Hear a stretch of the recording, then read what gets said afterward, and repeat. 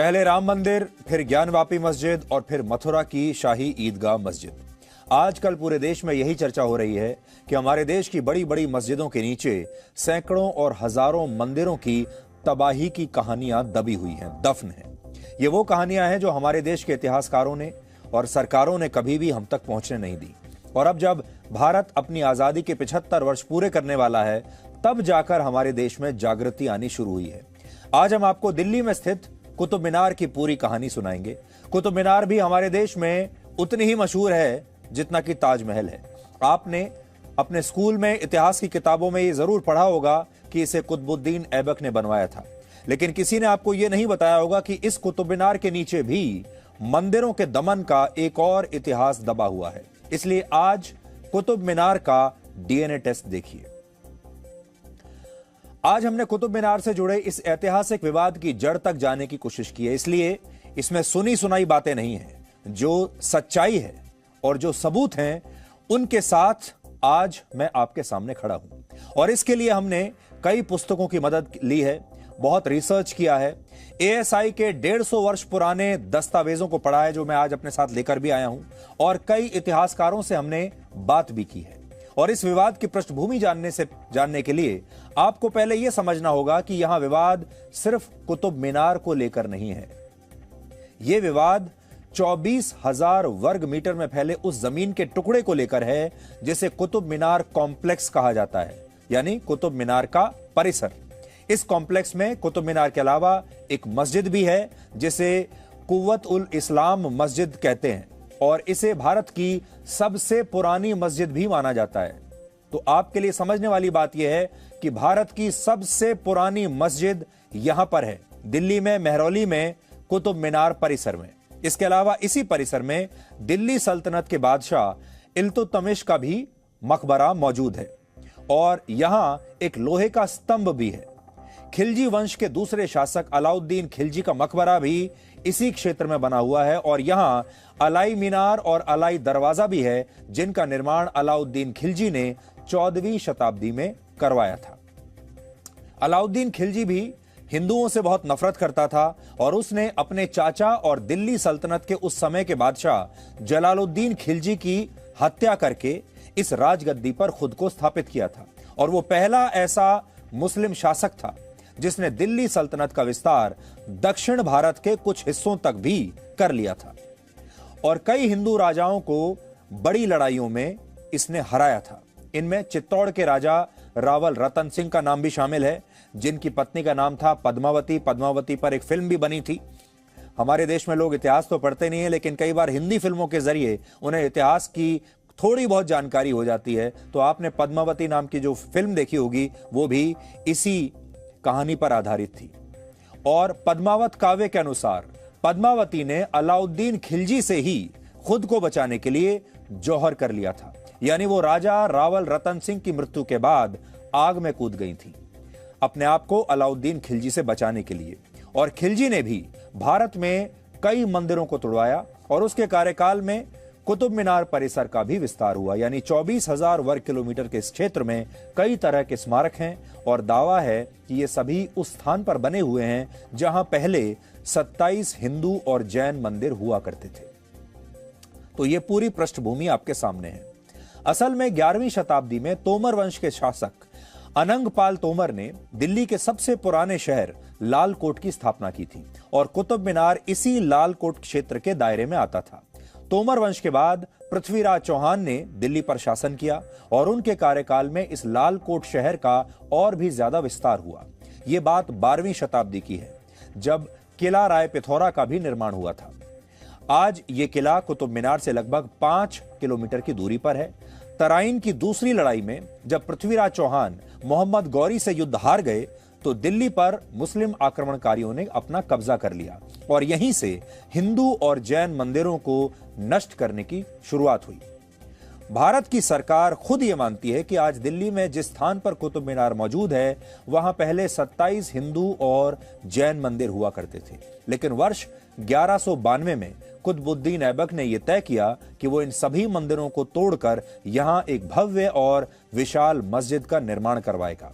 कुतुबुद्दीन ऐबक मोहम्मद गौरी का गुलाम सेनापति था, और उसने वर्ष 1192 में ये सभी 27 मंदिर नष्ट करा दिए और इनके मलबे से एक मस्जिद का निर्माण शुरू किया, जिसे आज कुव्वतुल इस्लाम मस्जिद कहा जाता है। और ये बात हम अपनी तरफ से नहीं कह रहे, बल्कि इस मस्जिद के बाहर ये जानकारी बाकायदा आर्कियोलॉजिकल सर्वे ऑफ इंडिया द्वारा लिखी गई है, ASI द्वारा लिखी गई है इस पत्थर पर। अगर आप जाएंगे आज तो जो जानकारी मैं इस समय आपको बता रहा हूं, यही जानकारी आपको यहां पर भी मिलेगी। दुर्भाग्य यह है कि लोग इन जानकारियों को ठीक से पढ़ते नहीं हैं और जो इतिहास उन्हें स्कूलों में और कॉलेजों में वर्षों से दशकों से पढ़ाया जा रहा है, उस पर विश्वास कर लेते हैं।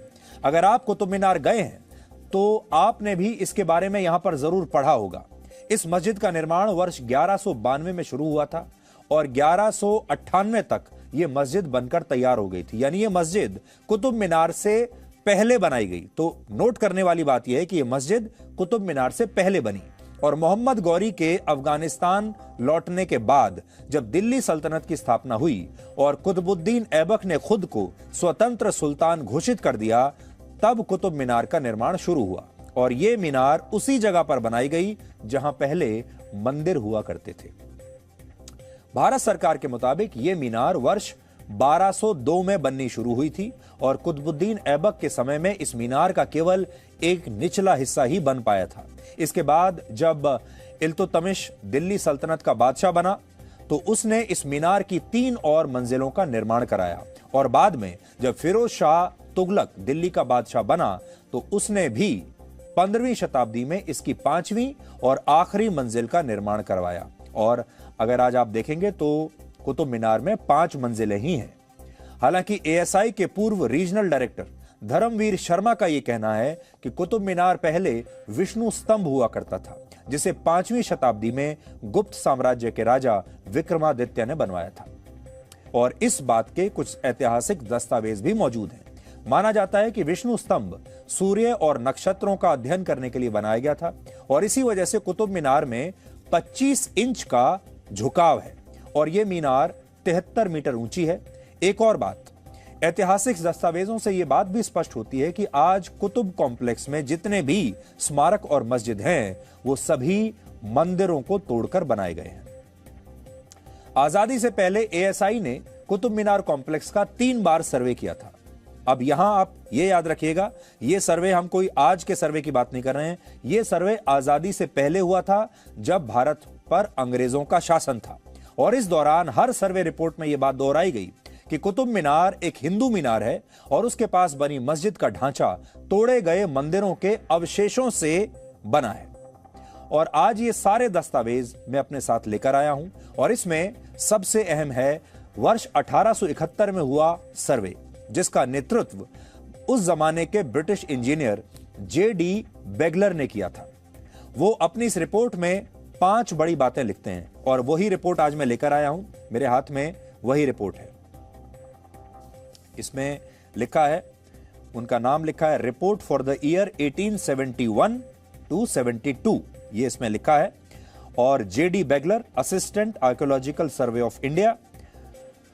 और आगे जो उन्होंने अपनी बातें कही हैं वो मैं आपको पढ़कर अब बताता हूं। 5 बड़ी बातें इसमें लिखी हैं। पहली, कुतुब मीनार के बाईं तरफ जो प्रवेश द्वार है उस पर संवत 259 लिखा हुआ है। संस्कृत में संवत का अर्थ होता है वर्ष, यानी कुतुब मीनार पर अंकित ये अक्षर बताते हैं कि स्मारक का निर्माण हिंदू कैलेंडर के हिसाब से वर्ष 259 में हुआ था।